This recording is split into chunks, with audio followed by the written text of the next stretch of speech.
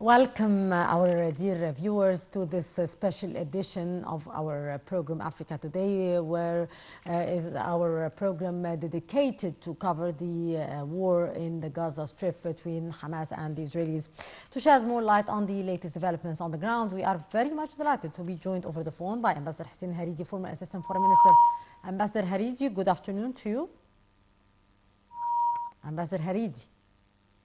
I do believe we are having some technical problem in our phone with Ambassador Hussein Haridy. Till we get the phone, we are covering the latest on the ground. And to start with, President Abdel Fattah al-Sisi and Oman Sultan Haytham bin Tariq discussed through the phone talks the latest developments on the Palestinian-Israeli conflict. Al-Sisi and bin Tariq stressed the importance of pushing forward the efforts to reach a comprehensive, fair and constant settlement for the Palestinian cause on the basis of the two-state solution. The two leaders tackled the dangerous repercussions of the escalating situation in the Palestinian territories, which is threatening the security and stability of the whole region and would lead to a human crisis for civilians. They also agreed on intensifying the efforts to end the ongoing violence and called for all the concerned parties to exercise self-restraint.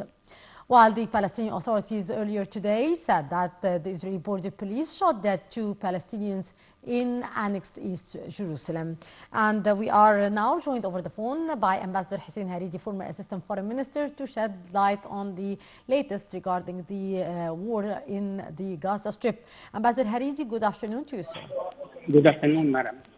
Ambassador Haridy, how do you see all these developments on the ground regarding the Gaza-Israeli war and the huge toll and the huge bombardment by the Israelis against Gaza sites and the whole demolition of whole areas in the Gaza Strip? Well, for me and my generation, this Israeli aggression does not come as a surprise. Yeah. My generation and I, we have witnessed similar aggressions by the Israelis, whether against the Lebanese, against the Syrians, against us Egyptians. Yeah. So what we are seeing today is harder and more difficult to comprehend. Because with the bombardment, yeah, the fiercest bombardment on civilian population that we have been witnessing for the last 3 days, the Israelis have decreed a total siege of the Gaza Strip. No food, no fuel, no electricity, and no water. And we are speaking about a land where 2,400,000 people, innocent people, inhabit. And of course, that's something that violates humanitarian international law, yeah, and it is tantamount to genocide. indeed. Can you imagine people living without water, without food, Yes. without electricity for 2, 3, 4 days? Children will die, babies will die, literally. So what we are witnessing is the true face of Israel and the true face of the Israelis. Sir, again, regarding the humanitarian situation and even the Rafah border crossing from the Gaza side was targeted several times by the Israeli forces. What could be here the way out for the innocent civilians, the children, the women who are targeted even by the Israeli army, by the bombardment? How the international community and the international organizations here could intervene to find a way out or safe corridors for the innocent civilians here? It's the responsibility and the duty of the United Nations, the Secretary General of the United Nations, and all the relevant concerned agencies of the United Nations to call for the lifting of this blockade as quickly as possible. Yes. On the other hand, as far as Egypt is concerned, Egypt is in contact with the United States and the Israeli government Yes. in order to agree on human corridors between commerce, Yes. so that humanitarian aid, medical supplies, food and water, Yes. the Gaza Strip. And on the other hand, it would allow people trapped inside, foreigners, or those who who hold dual nationalities, Yes. like this American lady who called for help. She has dual Palestinian and American citizenship. She called for help on CNN yesterday. Yes. Because she was trapped in the Gaza Strip. So the human corridor that Egypt is negotiating, It's a must. and I beg your pardon? It's a must. It's not an option anymore. It's of course, it's a must. Yes. It's a must. The Israelis are starving to death 2,400,000 innocent people. Yes. And we hope that world conscience would be alerted to that.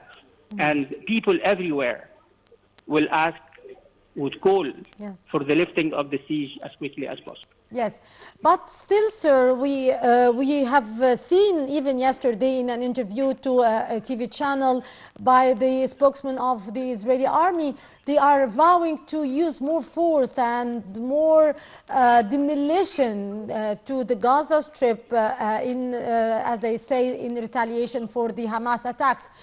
So how do you see the increased use of force and the complete demolition of complete areas in the Gaza Strip by the Israeli forces, while the West here is hailing what Israel is doing again? That adds to the record of the Israeli record of crimes against humanity. Yes. This is a crime against humanity. It's genocide. Literally, it's a genocide. Yes. But having said that, we have to salute the resilience of the Palestinians living in the Gaza Strip, who have withstood the Israeli siege from 2007 till today. Yes, indeed. And they are still standing, and they are still fighting.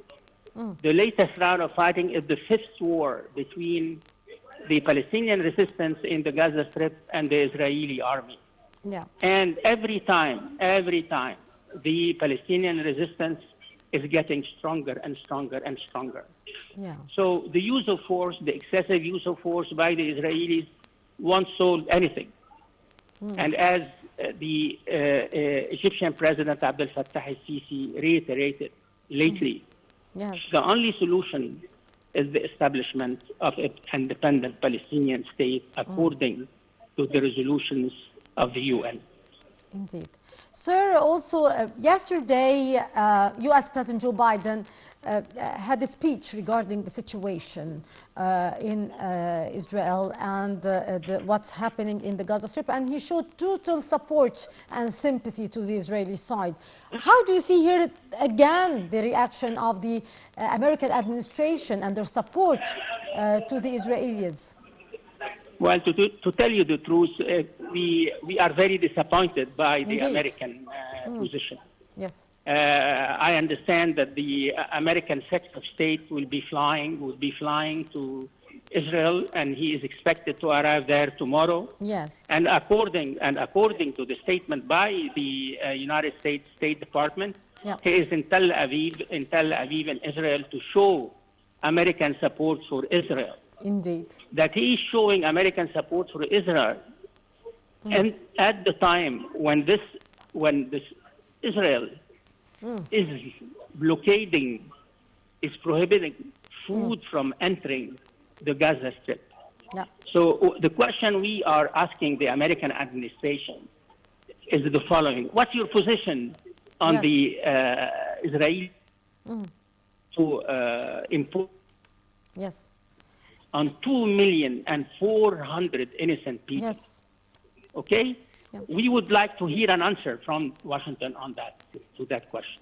Yes, But even in his speech yesterday, the American president was not only showing verbal support to the Israelis, but he said that ammunition and more strength to the Israeli dome would be given, as well as the army that moved, or the helicopter carriers, and which were moved to the Mediterranean. So your take on that, Mr. Ambassador? No, I'm sorry to say that by so doing, the United States is complicit in the near annihilation of 2,400,000 innocent people in the Gaza Strip.